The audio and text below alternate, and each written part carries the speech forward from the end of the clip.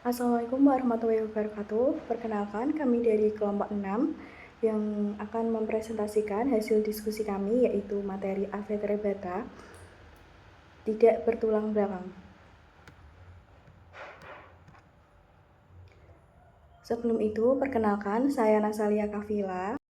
Saya Hilda Dina Selvia dengan NIM 029. Yang pertama yaitu protozoa. Teori protozoa berasal dari kata protos atau proteus yang berarti pertama dan zoon artinya hewan. Jadi protozoa adalah hewan invertebrata yang pertama bersel satu. Protozoa termasuk mikroorganisme atau mikros sama dengan kecil, organis sama dengan makhluk hidup. Besarnya antara 3 mikron sampai 1000 mikron, sehingga untuk melihatnya diperlukan mikroskop. Karakteristiknya secara umum, 1. Bersel 1, berkoloni atau tinggal bersama, simetris tubuh tidak ada, bilateral, dua pihak, radial, menyebar atau spherical, bulat. 2. Inti jelas 1 atau lebih, tidak memiliki organ atau jaringan. 3. Hidup pada daerah yang lembab atau berair. Ada yang menguntungkan dan ada yang merugikan. Protozoa. Dasar klasifikasi. Protozoa diklasifikasikan dengan berdasarkan alat geraknya yang terdapat 4 filum protozoa. Macam jenis dari klasifikasi protozoa di antara lain ialah sebagai berikut. A. Mastigophora atau flagellata. Flagellata berasal dari kata flagellum yang berarti memiliki arti bulu cambuk. Flagellata juga disebut dengan Mastigophora yang berasal dari kata mastik atau poros. Mastik artinya bulu cambuk dan poros artinya membawa. Jadi, semua organisme yang termasuk dalam klasifikasi ini mempunyai bulu cambuk. Bulu cambuk ini memiliki banyak fungsi, yaitu sebagai alat penangkap makanan, alat peraba, alat indera, dan alat gerak. Flagellata juga memiliki ciri-ciri sebagai berikut. 1. Bertahan hidup dengan memakan zat organik. 2. Bereproduksi secara generatif dan vegetatif. 3. Memiliki flagel sebagai alat gerak. 4. Tubuhnya tersusun tanpa adanya gerak rangka. 5. Memiliki bentuk yang tidak tetap dan berubah-ubah. 6. Memiliki habitat di perairan air tawar. 7. Bersel satu. Yang terakhir, umumnya memiliki bentuk tetap, panjang, bulat, oval, tetapi pada beberapa spesies bentuknya bervariasi, tergantung pada perubahan lingkungan dan usia. Yang kedua, B. Sarcodina atau Rhizapoda. Rhizapoda berasal dari kata rhizoid dan pedos. Rhizoid artinya akar dan podos artinya kaki. Sehingga Rhizapoda adalah protozoa yang menggunakan kaki semu atau pseudopodia untuk bergerak. Hewan ini memiliki bentuk yang berubah-ubah. Rhizopoda juga memiliki ciri-ciri antara lain yaitu yang pertama, memiliki habitat berupa tempat perairan yang mengandung banyak bahan organik. 2. Reproduksi secara vegetatif melalui pembelahan binar. 3. Memiliki kaki semu sebagai alat gerak. 4. Memiliki bentuk yang tidak tetap dan sering berubah-ubah atau fleksibel. 5. Bersel satu. 6. Struktur tubuhnya terdiri atas vakuola makanan, nukleus, sitoplasma, dan lain-lain. Selanjutnya yang C, sporozoa. Sporozoa merupakan protozoa yang mempunyai tubuh yang sederhana. Protozoa klasifikasi sporozoa mempunyai bentuk yang panjang dan bulat serta tidak memiliki alat gerak maupun vakuola kontraktil. Hampir seluruh organisme sporozoa merupakan parasit. Sporozoa berkembang biak secara generatif dan vegetatif. Secara generatif yaitu melalui pembelahan berganda atau sizogoni dan pembentukan spora pada tubuh inang atau sporogoni. Sedangkan secara vegetatif yaitu melalui pergiliran keturunan. Monositis dalam bola sperma cacing tanah, Imaira, penyebab koksidiosis pada burung dan mamalia. Sporozoa juga memiliki ciri-ciri, yaitu yang pertama, berkembang biak secara generatif dan vegetatif, 2. Bersifat parasit, 3. Dapat ditemukan pada hewan dan manusia, 4. Bersel satu, yang terakhir tidak memiliki alat gerak. Untuk taksonomi protozoa, kelas Mastigophora, Kingdom Protista, filum Eugenozoa, kelas Eugenopeacea, ordo Euglenoceae, famili Euglenoceae, genus Euglena, spesies Euglena viridis.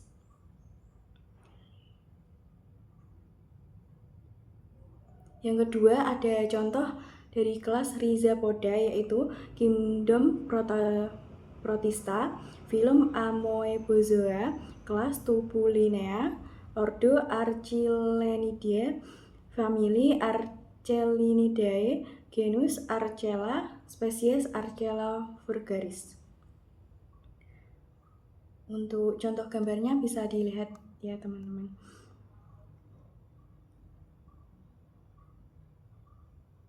Yang terakhir ada kelas Sporozoa, Kingdom Protista, filum Amphicomplexa, kelas Aconoidesidae, ordo Hae, famili Mosporida, genus Plasmodium, spesies Plasmodium vivax. Taksonomi protozoa, kelas Sporozoa, yaitu kingdomnya Protista, filum Amphicomplexa, kelas Aconoidesidae, ordo Hae, famili Mosporida, genus Plasmodium, spesies Plasmodium vivax. Nah, contoh protozoa yaitu 1. Amoeba. Nah, itu termasuk kaki semu. Yang kedua, Paramecium, cilia, Trypanosoma flagella. Terus ada lagi Plasmodium tanpa alat gerak. Apa sih manfaat protozoa? Manfaat protozoa yaitu yang pertama, zooplankton berguna sebagai sumber makanan bagi hewan air termasuk ikan, kepiting, dan udang yang memberikan manfaat ekonomi bagi manusia. Yang kedua, protozoa merupakan predator bakteri yang membantu mengatur jumlah bakteri di alam. Yang ketiga, fosil foraminifera dapat berperan sebagai pedoman yang menunjukkan keberadaan minyak bumi. Yang keempat, radiolaria yang hidup di dasar perairan dapat membentuk tanah radiolaria yang berguna sebagai bahan penggosok. Yang kelima, Entamoeba coli adalah protozoa yang bisa ditemukan di usus besar manusia. Nah, organisme ini dapat membantu proses sintesis vitamin K dan pembusukan sisa makanan. Apa sih kerugian protozoa? Nah, kerugian protozoa yaitu antara lain yang pertama, Plasmodium sp menyebabkan penyakit malaria. Yang kedua, Toxoplasma gondii menyebabkan toxoplasmosis. Yang ketiga, Trypanosoma rhodesiensis dan Trypanosoma gambiensis merupakan penyebab penyakit tidur. Yang keempat, Entamoeba histolytica menyebabkan penyakit disentri atau amebiasis.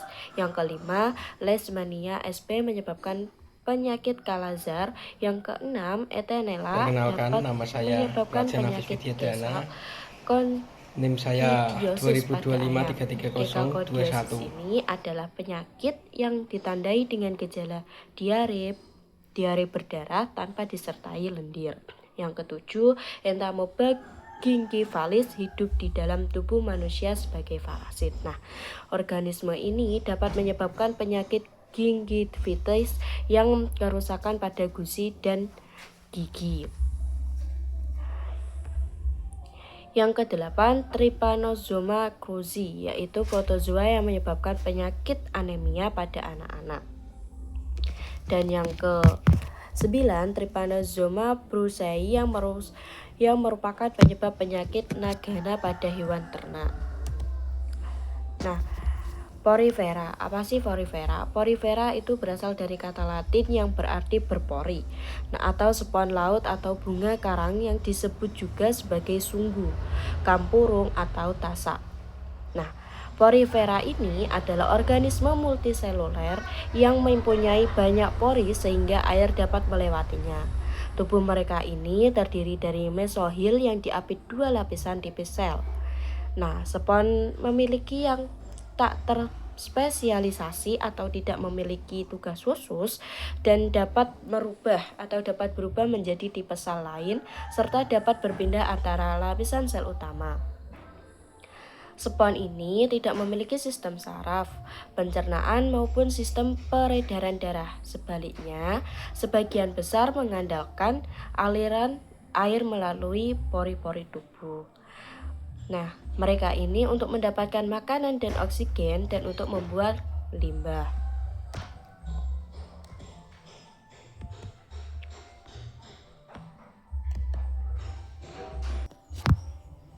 Apa sih ciri-ciri porifera? Nah, di sini terdapat karakteristik porifera yaitu 1. Sel-sel porifera tersusun secara longgar. Yang kedua, sebagian besar ditemukan di perairan laut. Hanya sedikit yang ditemukan di air tawar. Nah, bentuknya ini juga bisa simetris radial atau asimetris. Yang keempat, tubuh mereka biasanya berbentuk silinder.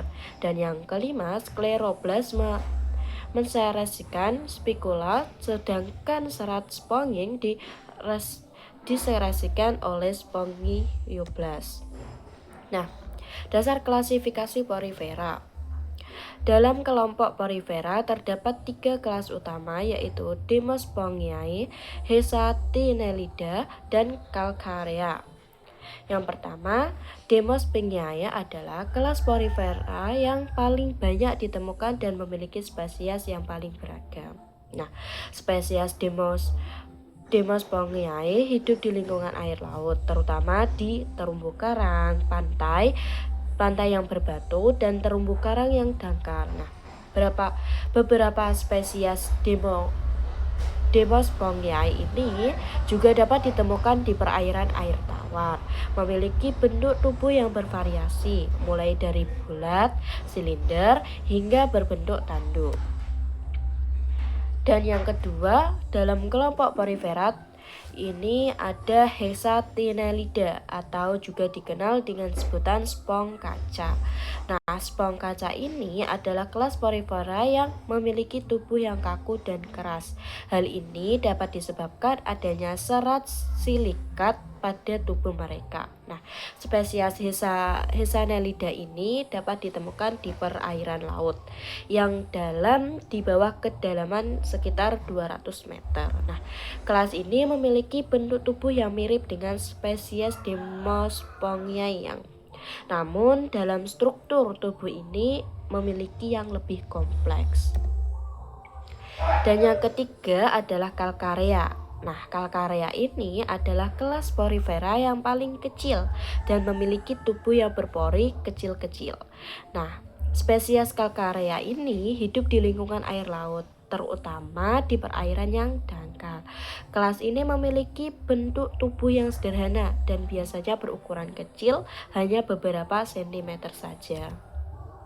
Taksonomi porifera dalam kelas Demospongiae, yaitu yang pertama kingdomnya Animalia, filum Porifera, kelas Demospongiae, ordo Homosclorponidae, yang familinya Planktinidae, dan genus Oscarella, spesiesnya Oscarella sp. Nah, yang kedua kingdomnya Animalia, filum Porifera, kelas Homoscleromorpha, yang ordonya Homosclerorida, famili Planktinidae, genus Planktina, spesies Planktina monolopa sp. Dan yang taksonomi porifera kelas Hesatinellida, yaitu ada kingdom Animalia, filum Porifera, kelas Hesatinellida, ordonya Lysacenocida, famili Explutellidae, genus Splectella, spesies Splectella aspergillum. Dan yang kedua ada kingdom Animalia juga, velum porifera, kelas Satellida, ordonya Ampidiscosida, famili Heluminthidae, genus Heluminema, spesies Helumintha conus.